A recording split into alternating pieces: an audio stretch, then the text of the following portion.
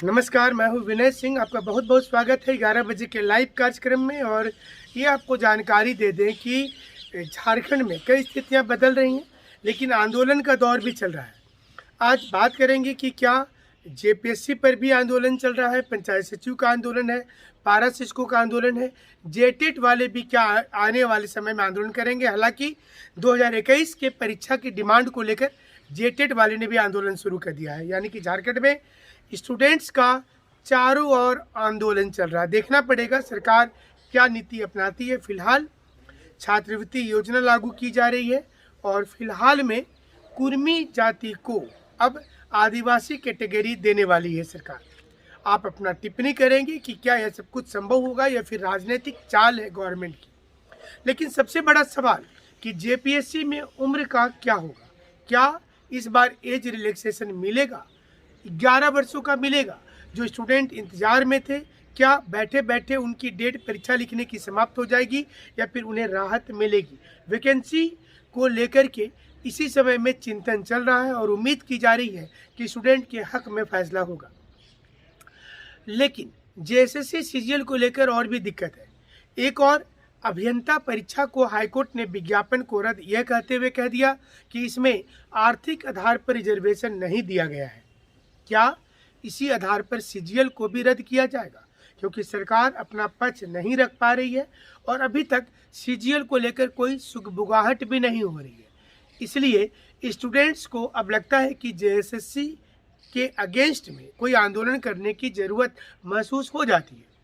हमारा 2 Twitter campaign चल रहा है, एक विनय कुमार सिंह 1510 के नाम से और एक vinayisacademy.com के नाम से। आप किसी भी ट्विटर हैंडल पर ज्वाइन कर सकते हैं खुद को। अब आपको ये जानकारी दे दें कि झारखंड में सब कुछ इतना आसान नहीं है, क्योंकि यहाँ पर आप तैयारी भी कीजिए, आंदोलन भी कीजिए और फिर जो सरकार विपक्ष में जब चली जाती है तो आपको कमिटमेंट करने लगती है, उस कमिटमेंट के आसरे जिंदा रह जाइए। पारा शिक्षकों का कुछ यही हाल है। पारा शिक्षक अब 17 जनवरी से लगातार आंदोलन कर रहे हैं। इसी क्रम में विधायकों के घर के सामने वो धरना दे रहे हैं। सारे विधायक हंस करके जवाब दे रहे हैं। कोई लड्डू खिला रहा है तो कोई चाय पिला रहा है और ये कह रहा है कि संज्ञान में लिया जाएगा। सारी कुछ जानते हुए भी अब संज्ञान में लेने की बातचीत की जा रही है।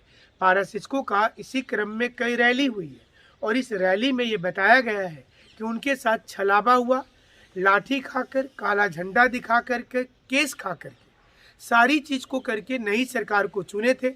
लेकिन हुआ ठीक इसका उल्टा। 3 महीने का वादा अब 3 साल भी लगता है कि हो जाएगा, लेकिन सरकार सुनने वाली नहीं दिखाई देती है। अब भी कमेटी की बात की जा रही है, अब भी संज्ञान में लेने की बातचीत की जा रही है। जाहिर सी चीज़ है कि कोरोना से दिक्कत सरकार को हुआ होगा, लेकिन स्टूडेंट्स और पारा शिक्षकों का डिमांड है कि सारी चीज़ें हो रही हैं, फिर सिर्फ नौकरी के लिए, अस्थायीकरण के लिए, वेतनमान के लिए ही कोरोना का रोना क्यों रोना है। और यही कारण है कि पंचायत सचिव अभ्यर्थी अब जेएसएससी कार्यालय के समीप धरना दे रहे हैं। आमरण अनशन है। इनका कहना है कि अगर इनकी मांगे नहीं मानी गई तो वो हटने वाले इस बार नहीं है। हालांकि रांची के कई इलाके में 144 धारा लगा दिया गया है। स्टूडेंट्स जाने को तैयार नहीं है। उन्होंने कहा है कि उनका धरना चलता रहेगा, उन्हें हटाने की कितनी भी कोशिश की जाए वो हटने वाले नहीं हैं। जेएसएससी को लेकर के सरकार के पास में कई दिक्कतें भी आ रही हैं। मसलन सोनी कुमारी के फैसले पर क्या कुछ निर्णय होगा सुप्रीम कोर्ट का, उसके बाद ही तय किया जाएगा कि क्या करना है क्या नहीं करना है, क्योंकि एक और सुप्रीम कोर्ट में ये निर्णय आने वाला है और वहीं दूसरी ओर सुप्रीम कोर्ट का ये निर्णय ये भी बताता है कि झारखंड की स्थिति सही नहीं है। इस टीचर इस टेंशन में है कि उनकी नौकरी बचेगी कि जाएगी। लेकिन हमें ऐसा लगता है कि आंध्र प्रदेश नियोजन नीति में सुप्रीम कोर्ट ने साफ साफ गाइडलाइन में कहा था कि किसी की भी नौकरी नहीं जानी चाहिए, इसलिए इसे हटाया जाए। यानी कि मतलब जो रोक है वो हटाई जाएगी, नौकरी बचेगी। जिनको नौकरी मिल गया था उनकी नौकरी नहीं जाएगी। सुप्रीम कोर्ट ने साफ साफ आंध्र प्रदेश नियोजन नीति में ये कहा था कि जब किसी को नौकरी मिल गई तो उसकी गलती नहीं थी, उसे रखते हुए अब नए प्रकार से काम करना होगा। ये भी देखना पड़ेगा कि क्या इस बार की सरकार इतनी संजीदगी के साथ क्या वो अपना काम कर पाती है, वो सोच पाती है कि क्या सही है और क्या गलत है। लेकिन सवाल सिर्फ इतना नहीं है, सवाल इससे आगे अगर सोचेंगे तो झारखंड में नौकरी पिछले कई वर्षों से नहीं निकल रही थी, और यही कारण है कि स्टूडेंट्स को ये डर सता रहा है कि अब सिर्फ अखबार में और यूट्यूब में ही वैकेंसी आती है। प्रत्येक दिन हर यूट्यूब चैनल पर ये दिखता है कि इतनी वैकेंसी आ रही है। अभी 3000 शिक्षा में क्लर्क की वैकेंसी आ रही थी, उसके पहले 15,000 वैकेंसी मार्च तक पूरी होनी थी, कभी 26,000, कभी 22,000, लेकिन धरातल पर नज़र नहीं आता है। अभी विज्ञापन की अगर बात की जाए तो जेपीएससी तो अपनी खाका तैयार कर दिया है कि 250 सीट के लिए वो वैकेंसी लाएगी। जेएसएससी ने 6000 पद की जानकारी दी है, लेकिन कार्मिक विभाग ने कहा है कि आप कोई भी वैकेंसी अभी नहीं निकालिए, क्योंकि कुछ दिन इंतजार कर लीजिए, देख लीजिए क्या कुछ होने वाला है, उसके बाद ही वैकेंसी निकालिएगा। स्टूडेंट्स को इसलिए ही सबसे ज़्यादा डर है झारखंड में कि उनका भविष्य सही है या फिर भविष्य के सामने कई चुनौतियां हैं। क्या वो दूसरे राज्य में चले जाए, दूसरे राज्य की ओर प्रस्थान करे, वहाँ जाकर के तैयारी करे, या फिर झारखंड में ही उम्मीद की किरण के सहारे वो बैठे रहे।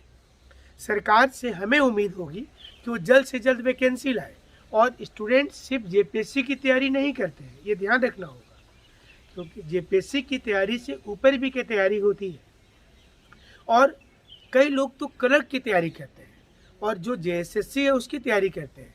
इसलिए जेएसएससी को ध्यान देना पड़ेगा कि उनकी वैकेंसी को लाना बहुत ज़रूरी है।